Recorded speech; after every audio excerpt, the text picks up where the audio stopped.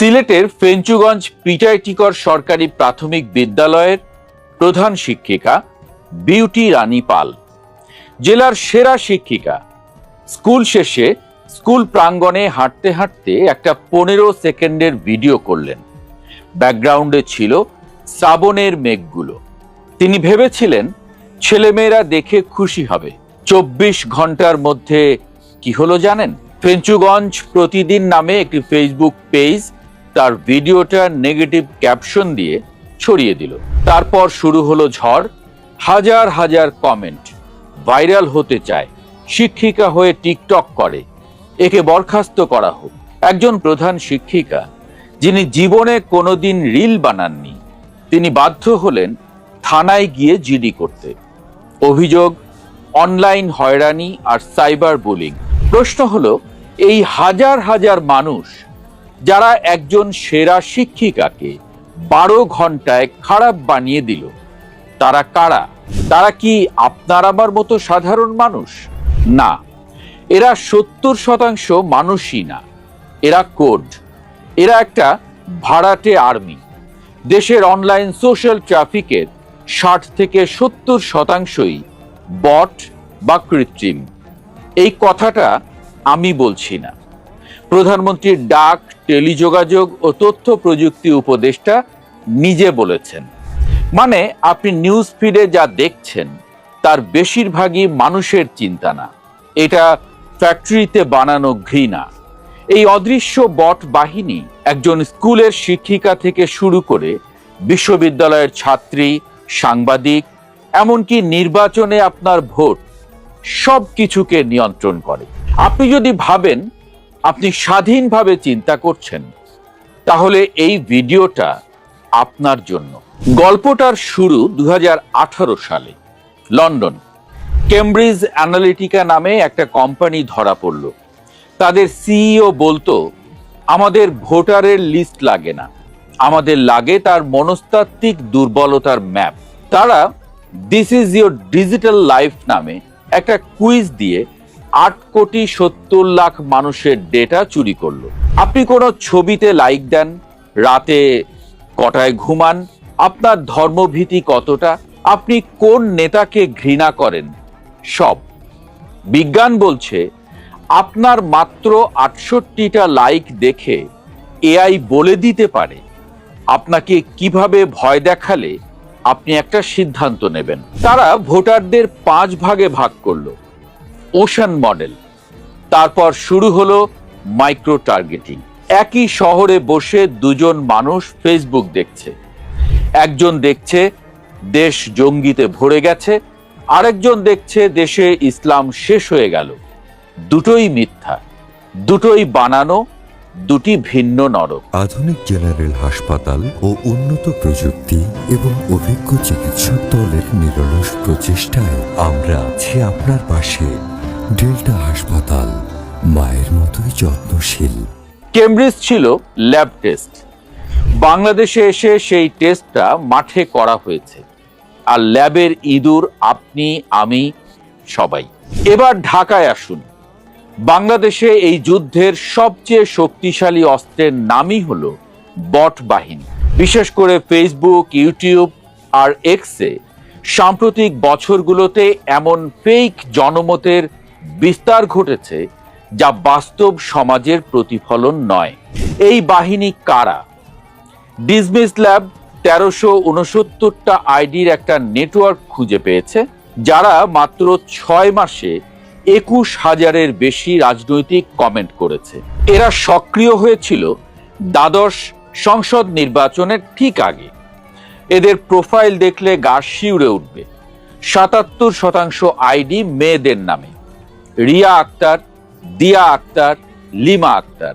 90% নাম 2 শব্দের। Profile locked. ছবি চুরি করা কোনো ভারতীয় নায়িকার। বন্ধু 20 জন। নিজের কোনো পোস্ট নেই, শুধু কপি পেস্ট গালি। কেন মেয়েদের নামে? কারণ একটা মেয়ে যখন আরেকটা মেয়েকে গালি দেয়, সমাজ সেটা বেশি বিশ্বাস করে। এদের 3টা অস্ত্র। 1 নম্বর, ব্যান্ডওয়াগন ইফেক্ট, মিথ্যাকে সত্য বানানোর মেশিন। কোনো একটা পোস্টে 5 সেকেন্ডের মধ্যে 100টা কমেন্ট পড়লো, সহমত ভাই, একদম ঠিক, বা 100টা হাহা রিয়াক্ট। আপনি ভাববেন, ওরে বাবা, সবাই তো এটাই বলছে, তার মানে আমিই ভুল। মনোবিজ্ঞানে এটাকে বলে ব্যান্ডওয়াগন ইফেক্ট। কৃত্রিমভাবে এমন পরিবেশ তৈরি করা যাতে মনে হয় এটাই জনগণের মতামত। দ্বিতীয়ত, চরিত্র হনন। মেয়েদের জন্য সবচেয়ে ধারালো ছুরি। কোনো ছেলেকে ট্রল করতে হলে তার দুর্নীতি নিয়ে কথা বলতে হয়, কিন্তু কোনো মেয়েকে ট্রল করতে হলে তার জামা, তার চরিত্র, তার যৌনতা নিয়ে কথা বললেই হয়ে যায়। এটা সবচেয়ে সস্তা এবং সবচেয়ে কার্যকর। আর 3 নম্বর সূত্র, ডিজিটাল অ্যাটাক। রিপোর্ট মেরে মুখ বন্ধ। কোনো মেয়ে সত্য বলেছে, 1000টা বট আইডি থেকে তার আইডিতে রিপোর্ট মারো। ফেসবুকের অ্যালগরিদম কনফিউজড হয়ে তার আইডিটাই ব্যান করে দেবে। এটাকে ফেসবুকের ভাষায় বলে কোঅর্ডিনেটেড ইনঅথেন্টিক বিহেভিয়ার। আর সবচেয়ে মজার ব্যাপার কি জানেন? এই নোংরা খেলায় ক্ষমতাচ্যুত আওয়ামী লীগ, বিএনপি, জামায়াত কেউই পিছিয়ে নেই। আজ যে বট বাহিনী আপনাকে শাহবাগী বলে গালি দিচ্ছে, কাল সেই একই বট বাহিনী অন্য দলের টাকায় আপনাকে জঙ্গি বলে গালি দেবে। এটা একটা ভাড়াটে খুনির দল। তো এই বাহিনীতে কারা কাজ করে? ঢাকার কোনো মেসে বসে থাকা 22 বছরের ছেলে মাসে 12,000 টাকায় সে 20টা আইডি চালায়। নামগুলো দেখুন: রিয়া আক্তার, দিয়া আক্তার, নাইম আহমেদ। প্রোফাইলে অন্যের ছবি, লকড প্রোফাইল, কোনো পোস্ট নেই, শুধু অপেক্ষা কখন সিগন্যাল আসবে আর ঝাঁপিয়ে পড়বে। আপনি ভাবছেন আপনি জনগণের কণ্ঠ শুনছেন, আসলে আপনি একটা এক্সেল শিটের 474টা রেডিমেড গালি শুনছেন। 2023 সালে ফাঁস হলো ইসরায়েলের টিম জর্জ। সাবেক বিশেষ সামরিক কমান্ডার তাল হানান দাবি করল তার AIMS সফটওয়্যার 1 সেকেন্ডে 30,000 ভুয়া প্রোফাইল চালাতে পারে। 33টা দেশের নির্বাচন তারা পাল্টে দিয়েছে। এগুলো কোনো সাধারণ রোবট না, AI দিয়ে বানানো রক্ত মাংসের মানুষের মতো প্রোফাইল। লাইফস্টাইল আপডেট দেয়, প্রেমের পোস্ট দেয়, তারপর হঠাৎ একদিন একটা রাজনৈতিক গুজব ছড়ায়। কিন্তু সবচেয়ে নৃশংস ঘটনাটা ঘটেছিল আমাদের পাশের দেশ মিয়ানমারে। জাতিসংঘের অফিসিয়াল রিপোর্ট বলছে 2017 সালে রোহিঙ্গা গণহত্যার আগে মিয়ানমারের সামরিক জান্তা শত শত সেনাকে নিয়োগ দিয়েছিল। তাদের কাজ ছিল ভুয়া ফেসবুক আইডি খুলে রোহিঙ্গাদের বিরুদ্ধে ধর্ষণের ভুয়া খবর, বিদ্বেষমূলক ভিডিও ছড়ানো। মনোবিজ্ঞানের একটা সূত্র আছে, outrage sells, tears share, anger brings people to the street. মানে রাগ বিক্রি হয়, কান্না শেয়ার হয়, আর রাগ মানুষকে রাস্তায় নামায়। ফেসবুক, টিকটক, ইউটিউবের অ্যালগরিদমকে এমনভাবে কোডিং করা হয়েছে যাতে সে শান্তির খবরকে কবর দেয় আর রাগের খবরকে আকাশে তোলে। কারণ আপনি যখন রাগেন, আপনার ব্রেইন থেকে ডোপামিন বের হয়, আপনি স্ক্রিনে 5 সেকেন্ড বেশি তাকিয়ে থাকেন, আর আপনি যত বেশি তাকিয়ে থাকবেন জুকারবার্গের পকেটে তত বেশি ডলার ঢুকবে। এই ব্যবসাটা যখন রাজনীতি আর সমাজের উপরে চাপানো হয়, তখন সেটা আর ব্যবসা থাকে না, সেটা হয়ে যায় অস্ত্র।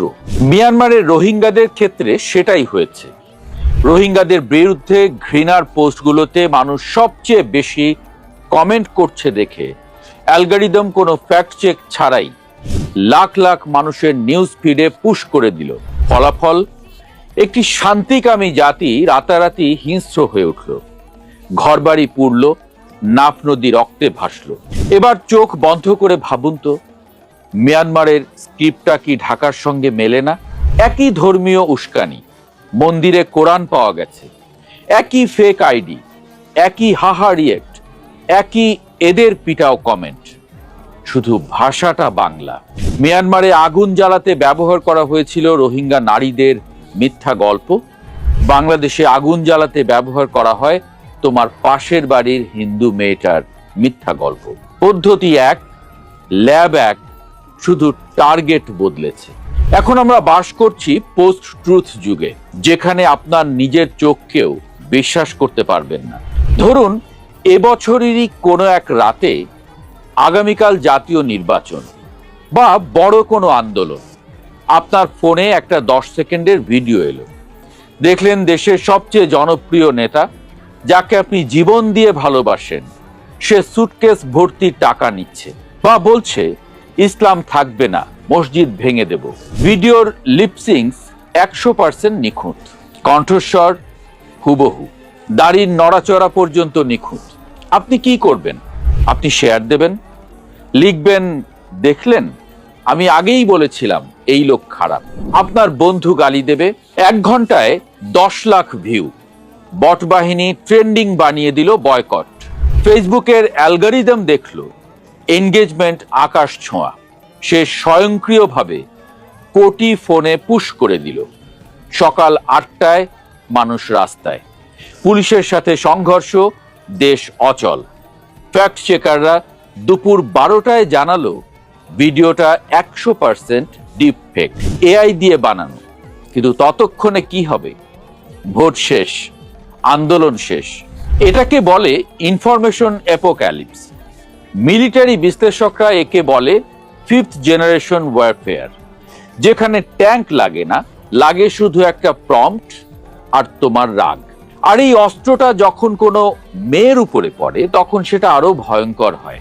কারণ একটা ছেলের ডিপফেক বানালে হয় টাকা নেওয়ার ভিডিও, আর একটা মেয়ের ডিপফেক বানালে হয় পর্ন ভিডিও। আপনার পকেটে থাকা ফোনটা আর ফোন নেই, এটা একটা ট্রোজান হর্স। আপনার মন বিক্রি হচ্ছে, মনোযোগ বিক্রি হচ্ছে, আপনার ভবিষ্যৎ বিক্রি করে দেয়া হচ্ছে। এই যুদ্ধে সবচেয়ে সহজ, সবচেয়ে লাভজনক টার্গেট কে? নারী। নির্বাচন 5 বছর পর পর আসে, কিন্তু নারীর বিরুদ্ধে যুদ্ধটা চলে 365 দিন। কেন? পরিসংখ্যান শুনুন। মাত্র কয়েকদিন আগে জাতিসংঘের একটি সংস্থা UNFPA জানিয়েছে বাংলাদেশের 89% নারী অনলাইনে সহিংসতার শিকার হয়েছেন। 89%। 10 জনে 9 জন। আপনার পরিবারে কয়জন নারী আছেন? হিসাবটা একবার করুন। পুলিশের সাইবার সাপোর্ট ফর উইমেনে প্রতিদিন গড়ে 30টা অভিযোগ আসে, অর্থাৎ প্রতি ঘন্টায় অন্তত একজন নারী সাইবার ক্রাইমের শিকার।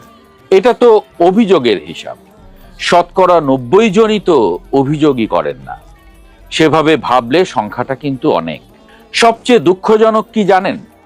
যারা অভিযোগ করেন তাদের 65% বিচার পান না। মনে করুন ঢাকা বিশ্ববিদ্যালয়ের একটা মেয়ে, সে ফেসবুকে লিখলো আজ বাসে একজন আমার গায়ে হাত দিয়েছে।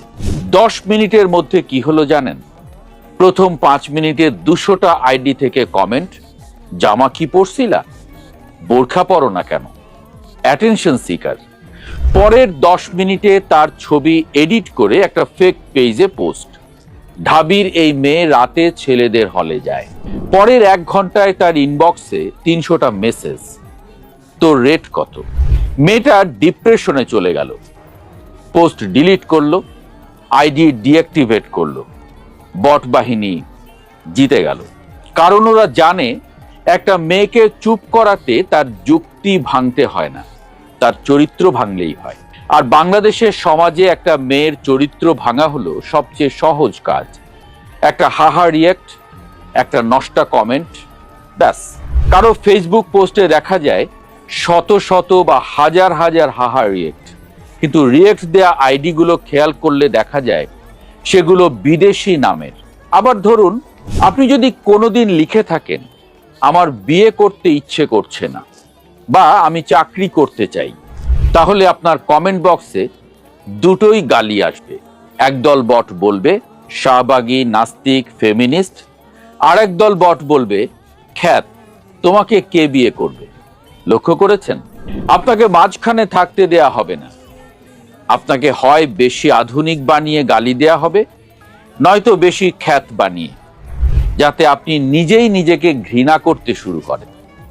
এটা ইচ্ছাকৃত, কারণ একটা আত্মবিশ্বাসী মেয়ে এই বট বাহিনীর ব্যবসার জন্য সবচেয়ে বড় হুমকি। আর যখন কোনো মেয়ে বেশি প্রতিবাদী হয়, তখন তার জন্য আছে ফাইনাল অস্ত্র, ডিফেক। এআই দিয়ে তার একটা সাধারণ ছবি দিয়ে নগ্ন ভিডিও। মেয়েটা চিৎকার করে বলবে, এটা আমি না। সমাজ বলবে, বিশ্বাস করি না। কারণ আমাদের ব্রেইন সত্যের চেয়ে নগ্নতায় বেশি বিশ্বাস করে। এবার শেষ প্রশ্ন।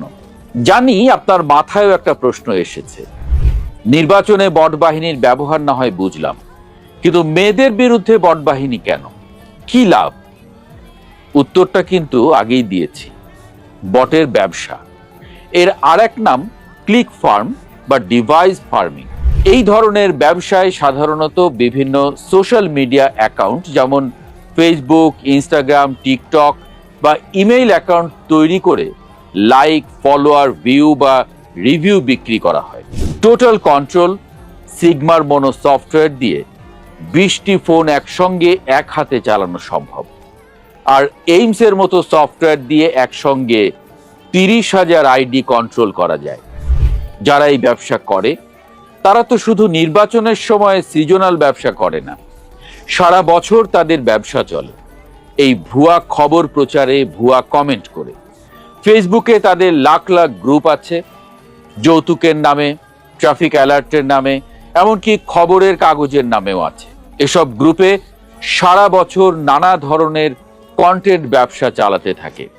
তবে সবচেয়ে বেশি চলে মেয়েদের নিয়ে গুজবের ব্যবসা। বাংলাদেশে একটা মেয়ের জামা, চরিত্র, চলাফেরা নিয়ে পোস্ট দিলে এনগেজমেন্ট 50 গুণ বেশি হয়।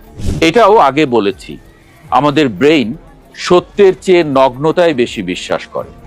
আপনাকে গালি দিয়ে তার পেটের ভাত হয়, তাহলে এখন কি করবেন? বটের পেটে লাথি মারবেন? হ্যাঁ, এটা জরুরি। যে কোনো পোস্টে অচেনা কেউ লাইক দিলে, কমেন্ট করলেই সন্দেহের চোখে দেখুন। প্রোফাইলে নিজের ছবি না থাকলে বুঝবেন এটা বট। উত্তর দেবেন না, ব্লক করুন, রিপোর্ট করুন। আপনি উত্তর দিলেই অ্যালগরিদম জিতবে। যখন দেখবেন কোনো মেয়েকে কমেন্টে গালি দেয়া হচ্ছে, চুপ থাকবেন না, জাস্ট একটা কমেন্টে লিখুন, আমরা আপনার পাশে আছি। আপনার রিয়েল আইডি থেকে দেয়া এই একটা কমেন্ট 1000টা বট কমেন্টের চেয়ে শক্তিশালী। বট বাহিনী চায় আপনি চুপ থাকুন। আপনি কথা বললেই ওরা হেরে যাবে। আর কোনো কিছু শেয়ার করার আগে অন্তত 30 সেকেন্ড ভাবুন। বিশেষ করে কোনো মেয়ের চরিত্র নিয়ে পোস্ট দেখলে শেয়ার করার আগে 30 সেকেন্ড সময় নিন। গুগলে সার্চ করুন, রিভার্স ইমেজ সার্চ করুন। আপনার একটা ভুল শেয়ারে একটা মেয়ের জীবন শেষ হয়ে যেতে পারে। কিন্তু শেষ কথা, মনে রাখবেন, সামাজিক যোগাযোগ মাধ্যমে সবচেয়ে বেশি মানুষ যার পক্ষে কথা বলছে, সমাজে হয়তো তার পক্ষে কেউই নেই। কারণ আগেই বলেছি, 70% আইডি ভুয়া। কয়েক হাজার মানুষ একটা বিষয়ে কথা বলছে, পোস্ট দিচ্ছে, আপনার নিউজ ফিড ভরে গেছে হয়তোবা। কিন্তু বিশ্বাস করুন, এই হাজার হাজার আইডির পেছনে আছে একটা মাত্র হাত। সেই একজন পকেটে ডলার পুড়তে পুড়তে আপনার আনন্দ, আপনার কান্না এবং আপনার রাগ নিয়ে ব্যবসা করছে। সিলেটের স্কুল শিক্ষিকার সাধারণ একটি পোস্ট দেশ জুড়ে আলোচনার মতো বিষয়। আপনিই বলুন, কারা এটিকে ভাইরাল করলো? উদ্দেশ্যটা পরিষ্কার না, নাকি ভেজাল আছে?